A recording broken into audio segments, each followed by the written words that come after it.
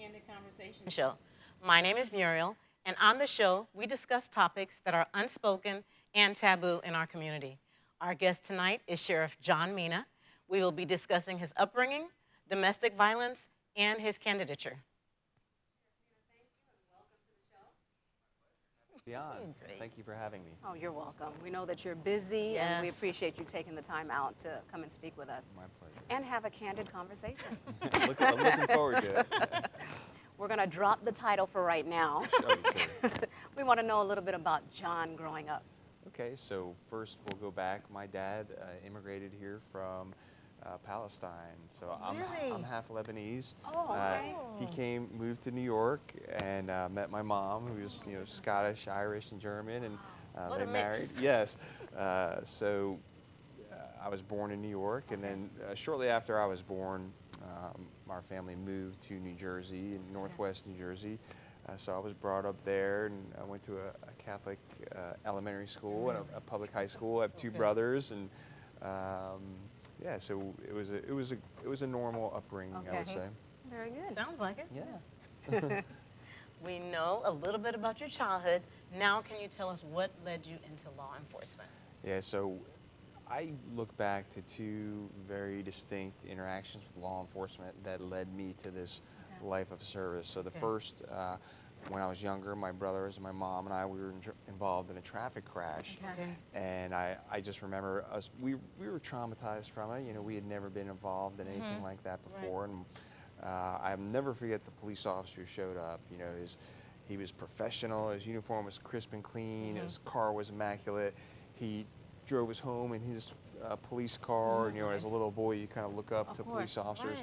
But the thing I remember about him most was just the compassion he showed and the kindness he showed to our family.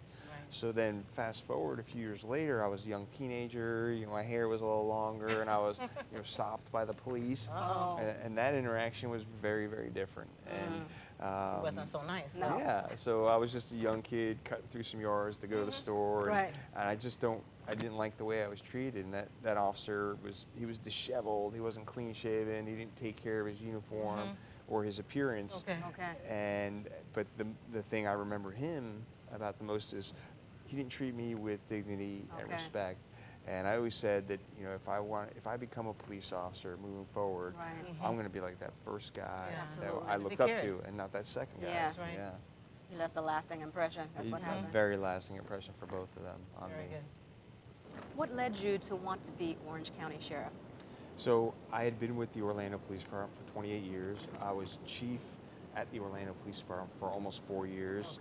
And did a lot of great things there. We were able to reduce crime, reduce officer-involved shootings, reduce use of force, and reduce complaints by our citizens on our officers. So, and of course dealt with the tragedy of Pulse. And I really liked being the chief of police in Orlando. Loved working for Mayor Buddy Dyer.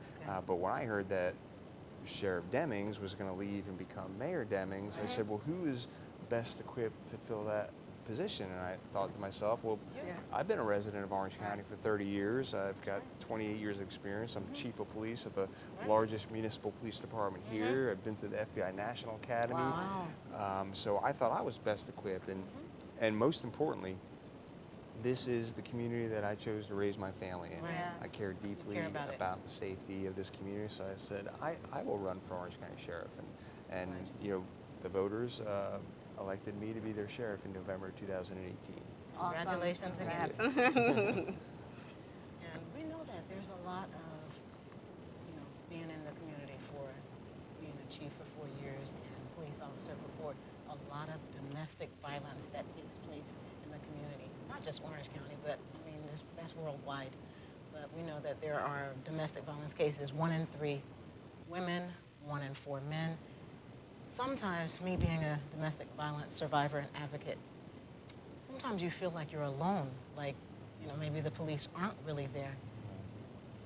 Is there something, I mean, maybe I don't know exactly how to ask the question, but is there something more that someone that's going through domestic violence, is there something more that they should want to get or receive from the police department? Because people are dying every single day.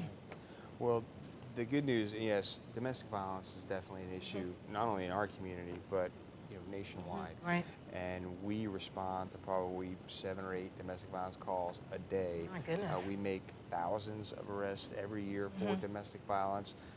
One of the great things that we do here in Orange County is we partner with agencies like the Harbor House and Victim Service Center and provide victim advocates for our domestic violence victims, so that when we respond to a call of domestic violence and there is an arrest made or not, we immediately connect that victim with an advocate, so the advocate can either get them housing or get them a safe place to stay. And I can't say enough about our partners like Victim Service Center here in Orlando and Harbor House, because they really go above and beyond and do a lot of things that we can't do in law enforcement. And it's our job to keep people safe, and that means charging people with domestic violence, taking them to jail when they put their hands on their partner. We can't have that in this community. And I think the other thing is, this is a community that has decided not to sweep that under the rug. That's right. Good. But there is room for improvement, and what I mean by that is, many times, most of the times, these incidents happen behind closed doors. So in law enforcement, we don't know about that unless someone tells us about it. And a lot of times, in some cases, the victims don't want to call. They don't want to press charges. They don't want to press charges. So that's when we need our neighbors, our friends, our family. If you see something that looks at a place, if you hear, please call us. Please call us, because we see things. We see women or even men with bruises and are afraid to say anything.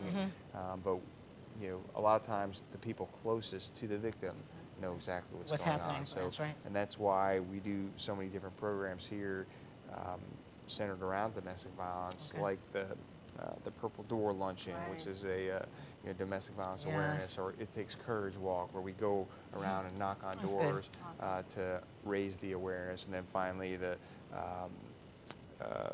wear her, walk a mile in her shoes that we always do downtown every year, and to raise the awareness of domestic violence, because we're a community that's not going to tolerate it. Exactly. Because you always hear a lot about, like I had to do a restraining order, file for a restraining order, but it always seems like maybe that other person doesn't really care. They're still going to approach you. They're still going to come. I mean, it's like, come on. Do you feel that makes it worse, a restraining order, usually? No, I think it depends on the case, but I think that's on the right path, because at least law enforcement knows, and then if that person violates the restraining order, you call us or someone else calls us, we find out, we can arrest that person because they violated the restraining order. And, just recently here we had a case where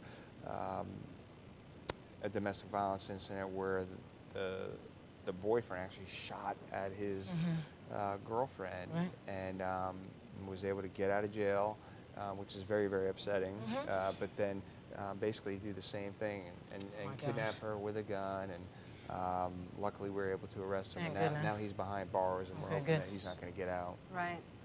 So that way she'll feel a little safe. Yes, exactly. And then, of course, we've offered all those services, victim advocates and Harbor House, so she can find a safe place. Good. That's good. Well, you answered my next question. So I was going to say, how, someone that has or experienced it, what does the police department, do? Yeah, and again, like those, and I can't say enough about services like Harbor House, because they even if you open your computer there's a button on there that you can quickly press so that if your partner comes in, right. They won't realize that you were on the computer, trying to get information about domestic violence. I like that. Yeah. Wow. I noticed that. Yeah, I like it's that. a great organization. They also have space for your pets, because a lot of people, really? a lot of victims won't leave their home in the middle of the night because they know they can't take their pet with them right away. Right. The Harbor House actually has space for pets. That's wonderful. Yeah, I didn't know that. Yeah, that is wonderful. Can you share with us how your agency is connecting on social media with the residents? Yeah. So one of the things that I realized when I was chief at Orlando Police Department was that a lot of people just don't know what we do, and I'm not talking about crime necessarily or the great arrests that we make to keep the bad guys off the streets. I'm talking about what else are we doing in the community. So I did that when I was in Orlando, and now we're using social media now that I'm sheriff in Orange County in a way that they haven't used it before to kind of really tell our story, the positive story. Right. And so, many times on the news and even local and national, you see we all have body-worn cameras now. A lot of times you see body-worn cameras of arrests or incidents involving the police use of force. We're actually showing folks what else we're doing in the community. So a couple examples, we put out body-worn camera video of a deputy pulling someone from a burning car, of a deputy saving someone who is drowning and trying to kill themselves. Another incident of a deputy who pulled a suicidal subject off of a bridge. And we've gotten such great feedback from that. A lot of positive. Yeah, and then so we're also showing all the different community events we go to, and people, I hear it every single day, they're like, wow, we didn't realize you guys did all that stuff. You guys are so great. You're doing all that in the community. And really, it shows people that we are human, and we're just like you guys. I like that. Yeah, we're just normal people. That's good. Because a lot of times, of course, on the news, you're only going to see the bad. Of course. Right. You always see the bad, but there's a lot of good that's taking place. And we get that, obviously people do want to hear about the crime, and they do want to hear about other things that maybe shed light in a negative way on law enforcement, and that's important. Right. And we have to be transparent. But people also want to see the good stuff. Right. And so even if the news can't cover it, we can put it on our social media. There you That's go. why I really encourage people to follow myself, the Orange County Sheriff's Office on Facebook and on Twitter and on Instagram. We have a good following, Very good. and people love the stuff they're seeing and we're doing in the community. We're really telling our own story. I love that. Keep it up. All right, Keep up the we good will. work. We will. Now that you're sheriff, I know you're going to be making a lot of other little changes, but Right. you do so much already in the community. We do a lot in our community, something we're very, very proud of, and we get a lot of positive feedback from it all the time. It'll make the community feel safe as well. It will. We also use it as a recruiting tool, Yes.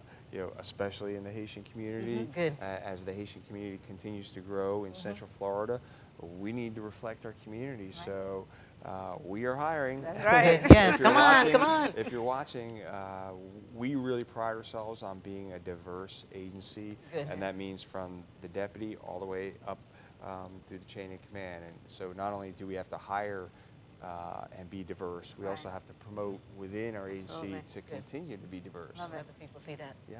Yeah, that's great. What changes or programs have you implemented since becoming sheriff? Oh, so we've done a lot of different things at the sheriff's office. One of the things I immediately did is I saw there was a lack of leadership out on the streets at night. Okay. So some of our youngest deputies work at night. So I immediately put more leadership out at night. Good. I created some tactical patrol units, crime fighting units to put in each. So in Orange County we have 6 sectors. So now there's a tactical crime fighting unit in each of those 6 sectors. Okay. Okay. And so that captain who's in that sector can direct that unit. If I'm having a burglary problem or robbery problem, I'm going right there. So, the other thing that we have done, we already talked about, was the social media presence and telling our own story. Part of our big focus this year has been on human trafficking, Oh, okay, good. as That's well as the big. opioid epidemic. And human trafficking first, we're very lucky here to have the Metropolitan Bureau of Investigation, which the Sheriff's Office supplies most of the staffing for. Okay. And I plan to add additional detectives to that, specifically to work human trafficking. Okay. And really, again, this is a community that has decided not to sweep that under the rug. You know, you'll hear people say that, you know, we get the third most complaints or tips through the hotline in the state of Florida. That's because people are aware, and they're, you know, we tell people all the time, if you see something, say something. Well, they're calling us. Now, the vast majority of those tips turn out to be unfounded or false, but you know, we are still making human trafficking arrests. We're still saving victims. And then one of the last things that I'll talk about as far as initiatives. Keep talking. Okay. Was making sure there was a deputy in every single school. So that is so nice. After the Parkland tragedy, the legislation came out called Marjorie Stoneman Douglas Act, and we had to put a deputy in every single school. But we were proud to say that, you know, we realized before they made it law, we're going to put a deputy sheriff in every single traditional public school. And so we're one of the few agencies in the state that has real-time access to every single camera feed in all of Orange County Public Schools. So if something happens right now or during class, we can immediately see what's happening on the video screen and direct our deputies to exactly where it's happening. So we put gun safes in every single school so that the deputy sheriff can put their long gun inside the safe and not have to go, if something happens, now they don't have to go all the way to their patrol car, they just go right to the office where they're at. And so a lot of those are just a few of the things we're doing, a lot going on in the sheriff's office. And I will say our biggest challenge is keeping up with the growth. So we were fortunate enough, we had 10,000 people apply to be deputy sheriffs last year. 10,000? And we hired 160 deputy sheriffs last year. And we'll be on pace to hire that or more this year. So as people retire, as we add positions, and that's the other thing, you know, we're lucky here to have a mayor who was the sheriff, so he knows the needs, he sees the growth of the community. So we are able to add positions and support. And even get more deputy sheriffs out there on the streets. Awesome. I know that your deputies have been through a lot, they've seen a lot. Yes. Are there mental health services and resources available to them? Yeah, so again, one of my big initiatives for our deputies was to focus on their mental health. So we spend a lot of time in law enforcement focusing on their physical safety, body armor, equipment, body-worn cameras, new radios, but as a profession, where we have failed in all of law enforcement is focusing on mental health, because unfortunately in law enforcement we see and hear a lot of awful things that, you know, people don't see in their everyday life. So you know, officers and deputies going to a traffic crash where a family was killed, that affects you. Like I said earlier, we're human. So one of my big initiatives was to make sure that, number one, get rid of that stigma and know that it's okay to not be okay. That's What I'm telling our deputies, that it's okay to come forward and ask for help, and we'll get you help. We'll get you counseling. So we have a great system in place, and they can go through Employee Assistance Program, which is anonymous. They can go through the University of Central Florida has a program called UCF Restores that originally designed for veterans coming back from the Middle East, but now they have opened that up to law enforcement. And then, of course, they can go through their own health insurance, and all that is anonymous. And my promise to them is that we will not stigmatize them for asking for help when they see something traumatic. Oh, that's awesome. Yeah. Thank you for everything that you're doing. And you've been at 32 years? So 30 years. 30 years? 30 years in law enforcement. And, you know, so I've been serving my country or my community since I was 18 years old. Serve. All I want to do, you know, all I have done, I'm going to continue to serve. Very good. But with all this work, thank you so much. But with all this working, is there anything that, what do you do in your downtime? What do you do? So my downtime, I try to work out and stay physically fit. My downtime, I spend time with my lovely wife Tracy. We watch a lot of Netflix and keeping up on stuff. But so you know, a lot of people ask, like, well, we see you're all over the place. You know, how do you? You know, there's moments where I get my downtime, and like I said, and you may not see it, but I feel it, and I have time to relax and home with my wife and with my dog, and you know, and just people always ask, well, what's your favorite thing to do when you're not being the sheriff? What is your favorite thing to do? Relax and do nothing. I knew he was gonna say that. Sit on you know, the kind of the back porch and just relax and grill. You know, I like to grill stuff. But the phone is still going, probably.